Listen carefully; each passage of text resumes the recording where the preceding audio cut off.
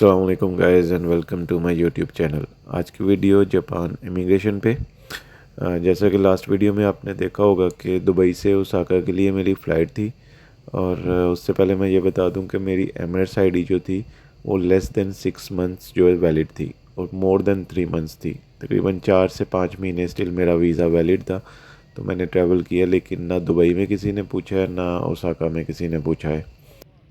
Plane में आपको एक पेपर दिया जाता है, वो आपने फ़िल करना होता है, जिसमें आपने अपनी पर्सनल डिटेल, फ़्लाइट की, कहाँ रहना है और कुछ यस नो क्वेश्चन होते हैं वो आपने फ़िल करके रखना होता है पास। हर ओसाका कंसाई इंटरनेशनल एयरपोर्ट जब लैंड किया और उसके बाद अराइवल साइड में इमिग्रेशन की फॉरेनर्स की लाइन अलग होती है, तो इतना रश नहीं था। मेरे आगे सिर्फ एक लड़की थी, तो उसकी इमिग्रेशन होने के बाद मेरा नंबर आया तो सीधा काउंटर पे गया। मेरे पास एक पुराना पासपोर्ट है, एक न्यू पासपोर्ट है, तो दोनों पासपोर्ट मैंने उसको दिए और साथ में वो पेपर जो मैंने फ़िल किया था प्लेन में। और उसका पहला क्वेश्चन यही था कि आप किसके साथ आए हो, तो मैंने कहा मैं अकेले आया हूँ। सेकंड उसने पूछा कहाँ से आए हो, मैंने कहा दुबई से आया हूँ। तीसरा उसका क्वेश्चन था कि क्या करने आए हो, किस लिए आए हो, बिज़नेस के लिए आए हो। मैंने कहा नहीं, बिज़नेस के लिए नहीं, मैं घूमने फिरने हॉलीडेज़ के लिए आया हूँ। कितने दिन के लिए? मैंने कहा 4 दिन के लिए। और फिर कहते कि कहाँ कहाँ जाना है। मैंने कहा फ़िलहाल तो शॉर्ट स्टे है, तो मैं ओसाका में ही मेरा प्लान है, और अगर मुझे टाइम मिला तो मैं क्योटो जाऊँगा। कहते हैं टिकट रिटर्न है। मैंने कहा हाँ है।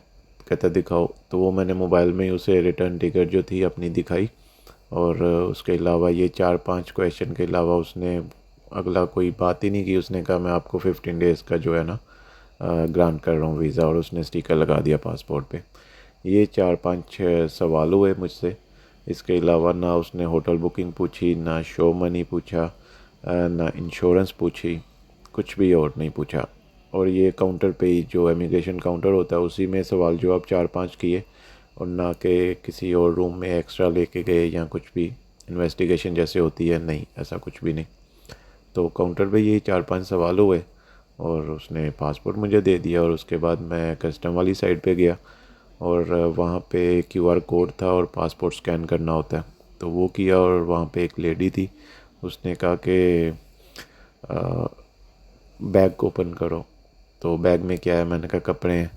तो मैंने जैसे ही ओपन किया, उसमें जस्ट 3-4 शर्ट्स थी, 1-2 पैंट थी। तो ओपन करके ही कहती है ओनली दिस। तो मैंने कहा 3-4 दिन के लिए हाँ काफ़ी है मेरे लिए। तो कहती है ओके बंद कर लो, ठीक है जाओ। तो मैंने बैग लिया और मैं एयरपोर्ट से, मतलब कस्टम से एयरपोर्ट की तरफ, जो एयरपोर्ट से एग्ज़िट की तरफ जाने लग गया।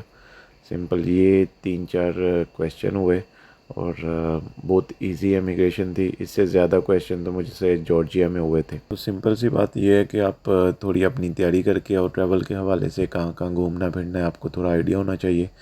और स्माइल करके बात करो, परेशान होने की या घबराने की ज़रूरत नहीं है। इस तरह बात करोगे, अगर नहीं भी एंट्री दें तो कोई फ़र्क नहीं पड़ता।